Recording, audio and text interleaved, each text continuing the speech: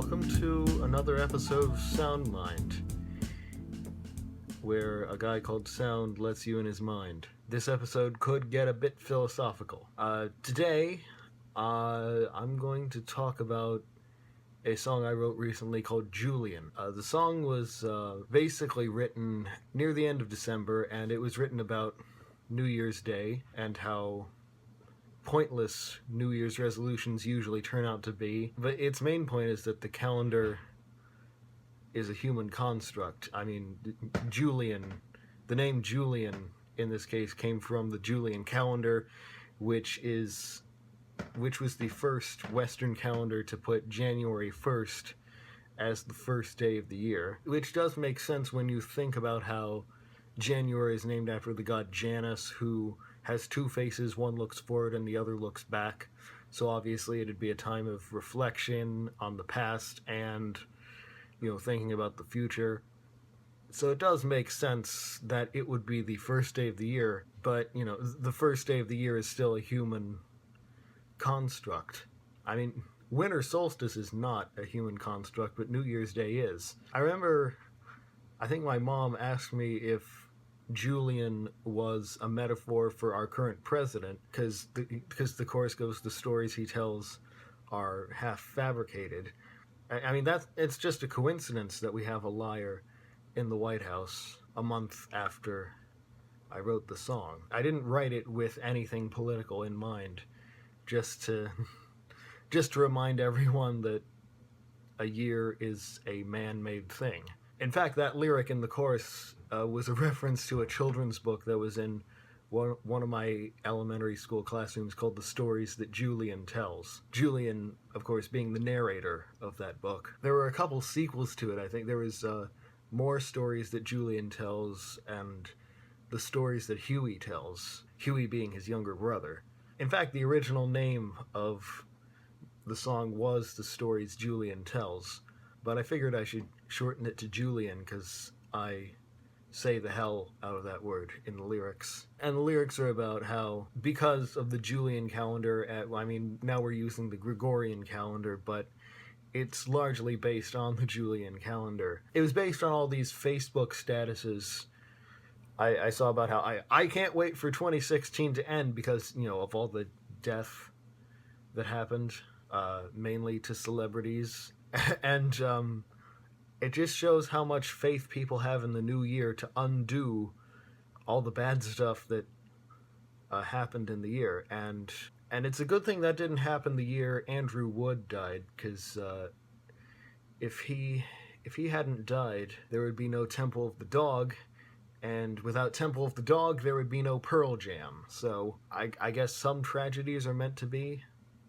Apparently he would have been even bigger than Kurt Cobain had he survived into the 90s. But I digress. The music on the version of Julian that I've linked in the description, which is so far the only existing version, was actually entirely sequenced in Logic, apart from the vocals, and the little synth in the background, which is actually sampled from Baba O'Reilly by The Who. And that is because I wanted to create the same atmosphere as Dream Police by Cheap Trick, which steals that riff from Baba O'Reilly and turns it into a string riff. And one thing I can still hardly believe is listening to it, that everything is not only done by MIDI except the vocals, but it's all quantized because it sounds so real. I use quantized MIDI for pretty much everything I don't do live, and this is the only one that sounds perfectly real.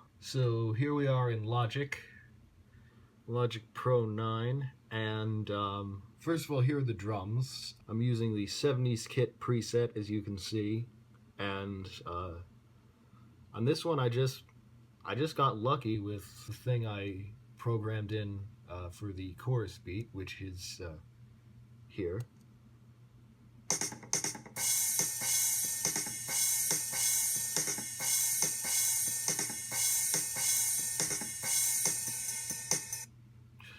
And, it sounds kind of fake now, but if we add the guitar and bass and the Baba O'Reilly synth to it, it sounds a lot more real.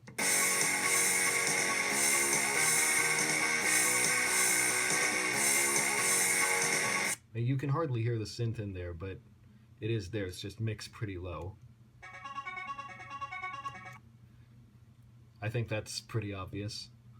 And also with the guitar, I got pretty lucky that it sounded real. Basically what I did, I'm using the twangy strumming preset. Basically what happens is they've got 4 octaves that aren't pitch shifted. They've got basically an octave of major chords with a downstroke and then major chords with an upstroke. And then here we've got minor chords with a downstroke and minor chords with an upstroke. And then beyond that, they just pitch shift the other ones. And as you can see, what I've done is I've kept the downstrokes and upstrokes going even when the other isn't, just to make it as smooth as possible. And also I've put a lot of amp distortion in there. Again, it just sounds unbelievably real.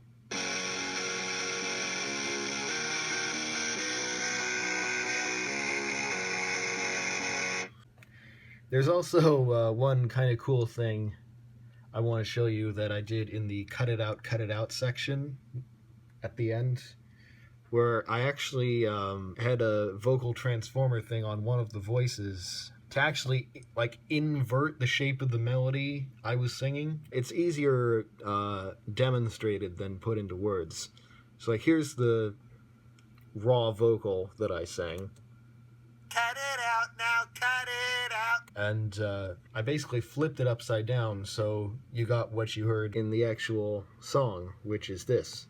Cut it out now, cut it out. So I guess that's cool. You know, it shows you can never experiment too much. Only too much in the wrong place, or too much at once, or something like that. Just experiment with everything and then use it when you like. So that's it for another edition of Sound Mind. If you know of anything you'd like me to talk about in episodes 5, 6, or 7, leave it in the comments on YouTube or Facebook. And next week I'll be talking about the song Armistice Day Part 2, as I promised. But that is all I have to say for now, so until next time, Gafaba.